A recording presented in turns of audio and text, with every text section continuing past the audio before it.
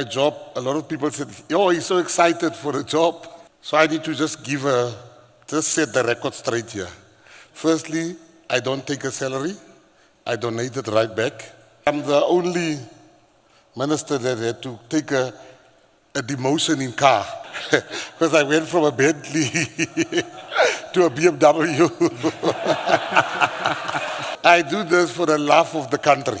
This department gives me the opportunity to continue the work that Nelson Mandela started. And that's a gift. But the question that has been asked for 30 years in South Africa is the wrong question. By everybody that see themselves as progressive.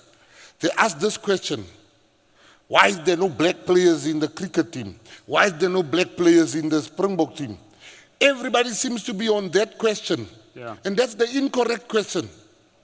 And they are not sincere when they ask that question. But the question you should be asked is, I think before we speak about anything, we need to speak about the GNU.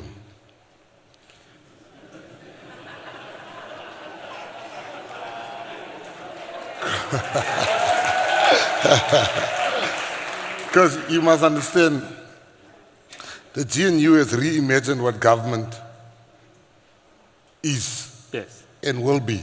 Yes. But sectors and industries like you are also guilty, TBCSA, you've not reimagined your business. But the biggest driver of your business is government.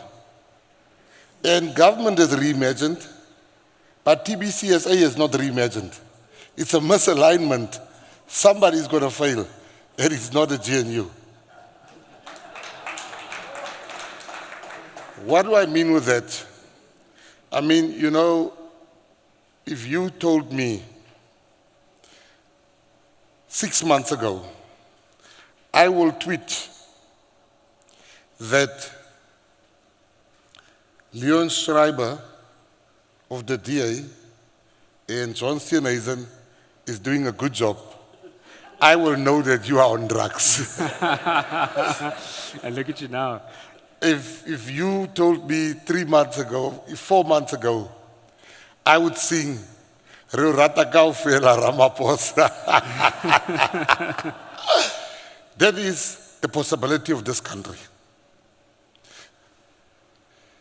This country's got possibilities, and the problem was most of us, we've forgotten where we live.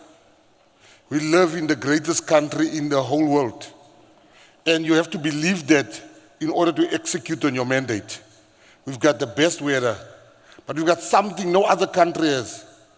We've got the best people on the planet living in South Africa.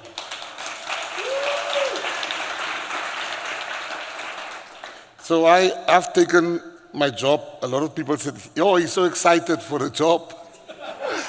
I think first I must say, because when people talk about excitement for the job, they speak about salaries, they speak about the cars.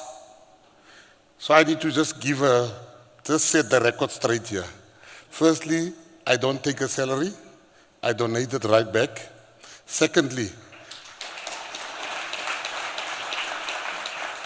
I'm the only minister that had to take a demotion in car. Because I went from a Bentley to a BMW. Or whatever car they gave me. So I do this for the love of the country. And I'm excited. I'm excited because I've seen the possibilities. Sure. I wanted with all my heart, for reasons we're not going to speak about here today, wanted to be the Minister of Home Affairs. And the president told me, Abahambe, you will take this one, you will not take this one. And I want to say to you that, you know, I said it, I think it's the third time I'm saying it. If the president had to call me tomorrow and say, Minister McKenzie would like to move you to Home Affairs or to police, I would really implore him, I would really ask him not to move me.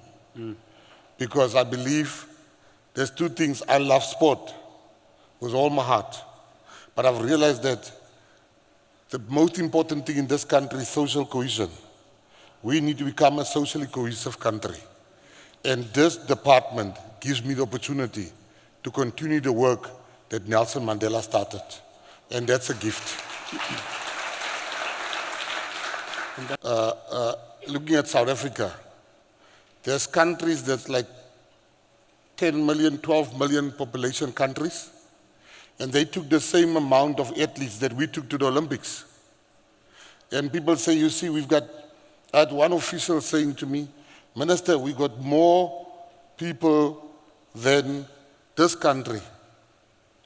I said, well, this country, you got more people here, but this country's got 6 million people. We are 60 million population. And I came back and I realized, and I'll make you 2 quick examples. One was my son, and one was Walaza. My son, at the age of 10, I just went to a sporting event, and the principal walks to me and he says to me, Mr. McKenzie, you do know that your son is the fastest 10-year-old in the country. And I remember his mother said he's probably getting it from, so he's getting it from her. I said, no, he gets it from me. She said, I can't argue that you used to run away from the police, so yeah, I'll be the truth. So, Project 300 was, so when my son was 11 years old, he was still the fastest, according to his teachers. And then I got him a coach, because I saw there's something there. At the age of 12, we visited my family in Menenberg. And they started running. And there was an 11-year-old boy that outran my son, like my son is standing still. And I realized the people that end up at the Olympics, with all due respect, are usually my son, and not the child. They don't have the finances. They don't have the coaching. You know, and I decided, I looked at Walaza. Walaza went to the Olympics. And when he got there, he came back, he got a silver medal with a relay. Yeah. 3 weeks ago, he went to Peru for the World Youth Championship. And he got 2 gold medals, 100 meters and 200 meters. And when he came back from the Olympics, the media asked him, I was there, what has been your most enjoyable experience? He looked at me and he said, the ice cream machine at the Olympics. So it's such a deep thing he said there, that your kids don't get excited for ice cream anymore. But here's an Olympian getting excited for ice cream. It shows you how privilege has blinded us to the possibility of what we could be and what we could do to become a top nation. So Project 300 is me looking at it and say, how do I fix? And I'm going to come to the F1 thing because I know you're not going to let me off the hook with that one. And I'll give you breaking news about that. Project 300 for me, we've taken, I think, 145 athletes to the Olympics. In LA 2028, we want to take 300 of them to the Olympics. But the question that has been asked for 30 years in South Africa is the wrong question. By everybody that see themselves as progressive. They ask this question, why is there no black players in the cricket team? Why is there no black players in the Springbok team? Everybody seems to be on that question. And that's the incorrect question. And they are not sincere when they ask that question.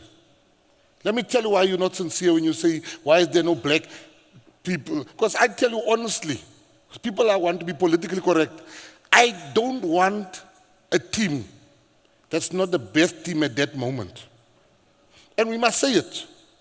But the problem is we ask the question where we say, and this is about Project 300, everybody asks the question and say, why is there no black players in the rugby team or the cricket team for that matter? But the question you should be asked is, you want equal outcomes, but there's no equal access. We should ask ourselves, why is it that black students still today don't have swimming pools at the school? Why is it that black students today have never seen a pole vaulting mat or a stick. We should ask, why is there no wall climbing at black schools? You will never get a wall climbing Olympian if you don't have it right now at the schools. So as a minister,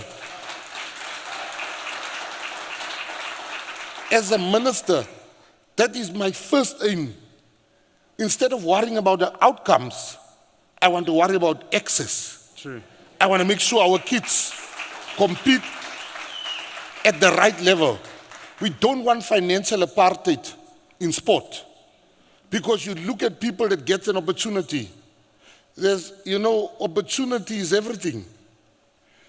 So we are getting Project 300 together, where we are going to take it outside government. Because government has good plans sometimes. They have good plans. The problem with those plans, let's take my predecessor, Zizi Kodwa. He had some good plans, and I come in, I would never just build on his plans. And that's the truth ministers don't want to tell you. Because I get judged politically on what I've achieved. One of the greatest things we have there is Mzansi Golden Economy, where we help artists and tourism. And the deputy president said to me 2 weeks ago, we're having a discussion, he says to me, Mzansi Golden Economy is my brainchild. In my mind, I'm like, it's about to die. Thanks for reminding me. Because that's just politics. Now, I'm going to give you extra 5 minutes for this I'm taking up. Cool. You can ask all your questions. So what I'm trying to say to you is that whenever there's good plans that your predecessor had as a politician, you are reluctant politically to follow up on that. Now, Project 300 is a project that we take outside government, where we bring the people, the top people of the industry. And TBC has asked you to have, you need to make sure you get a seat at the table of that board, because we are going to put money in Project 300. And the job of Project 300, we will have the biggest companies in sport at the moment is the Bidvest, is the Sasols, is the MTNs. Those people that gives a lot to sport. They will run Project 300. They must identify and make sure we take 300 athletes. And sport is 50% on the field and 50% off the field. Nutrition, yes, mental health, medical, all those things that some poor kids can't afford. You don't just put a kid on a soccer field or a rugby field and say perform. There are factors, the right nutrition, the right mental health, the right circumstances where he stays. Project 300 will give them stipends. We will identify people, and we say we will look at you from today till 2028, because there's something here, and we want to nurture the talent. Somebody saw something at Walaza. Today is the fastest under 20 person in the world. And that's what Project 300 is about. That we as a country, not as government, as a country, must make sure we have 300 athletes at LA Olympics, and we will definitely get more medals. Nobody should stay because they have poor parents. Nobody should stay because they don't go to a private school. It has come to an end when I was appointed. Wow.